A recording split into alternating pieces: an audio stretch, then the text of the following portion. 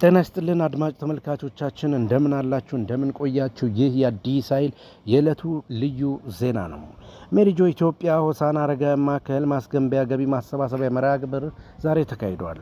በሜሪጆ ኢትዮጵያ ሆሳና አረጋውያን ማዕከል 80 አረጋውያን ወደ ማዕከሉ ለማስገባት በከተማው እየተገነባ ያለውን የአረጋውያን ሁለገብ አገልግሎት መስጫ ማዕከል ማጠናቀቂያ ከመንግስት ተቋማት እና ከህዝብ ገቢ ማሰባሰቢያ መርሃ ግብር ዛሬ ተጀምሯል።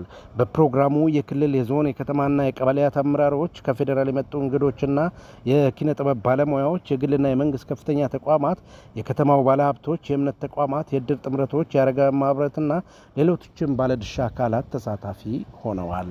የሀዲያ ዞን ዋና አስተዳዳሪ አቶ ማቴዎስ አንዮ እንደገለጹት የሜሪጆ ኢትዮጵያ ሆሳና ማዕከል ግንባታን ለማጠናቀቅ ለጋሽ ህዝብና ሀሳብ ማዋጣት የሚችል ማህበረሰብ ስላለ በአጭር ጊዜ ውስጥ ማጠናቀቅና አረጋውያን ሁለገብ አገልግሎት መስጫ ማዕከል ላይ ሁለንተናዊ አገልግሎት ማግኘት እንዲችሉ ሁሉም ባለድርሻ አካላት በአይነትና በገንዘብ ድጋፍ በማድረግ የዜግነት ግዴታቸውን መወጣት እንደሚገባ አሳስበው በሀዲያ ዞን አስተዳደር ስም 1 ሚሊዮን እንዲሁም የወር ደመወዛቸውን አበርክተዋል።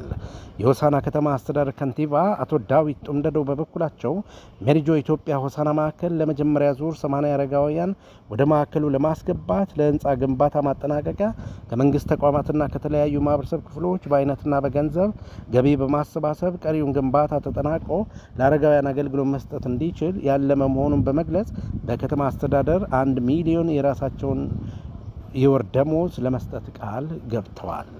የሜሪጆ ኢትዮጵያ የአረጋውያንና ህጻናት ማዕከል መስራችና ስራ አስኪያጅ ወይዘሮ ሲስተር ዘቢደር ዘውዴ ይህ አይነቱ መልካም በጎ አድራጎት ስራ ግንባታውን ለማፋጠን ከፍተኛ አስተዋጽኦ እንዳለው ጠቁመው ሰው ተኮር ሁለንተናዊ በጎ ስራ ለመስራት ለራስ ስንቅ እንደ ማስቀመጥ በመቁጠር ድጋፉን በማጠናከር ጧሪ የሌላቸውን አረጋውያን ሁሉን አቀፍ አገልግሎት ማግኘት እንዲችሉ ሁሉም ባለድርሻ አካላት የበኩላቸውን ድርሻ መወጣት ይገባል ሲሉ አሳስበዋል።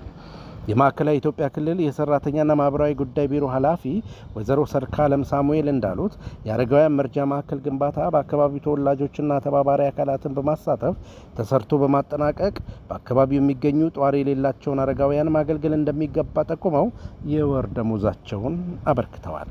በመጨረሻም የክልል የዞን የከተማ አመራሮች የዋቸሞ ዩኒቨርሲቲ ፕሬዝዳንት ዶክተር ዳዊትን ጨምሮ የግል የመንግስት ተቋማትና የአረጋውያን ማህበራት በርካታ ድጋፍ አበርክተዋል። ዘገባው የሆሳና ከተማ መንግስት ኮሚኒኬሽን ጉዳዮች ጽሕፈት ቤት ነው። አድማጮች ያደመጣችሁት የአዲስ ኃይል ልዩ ዜና ነበር።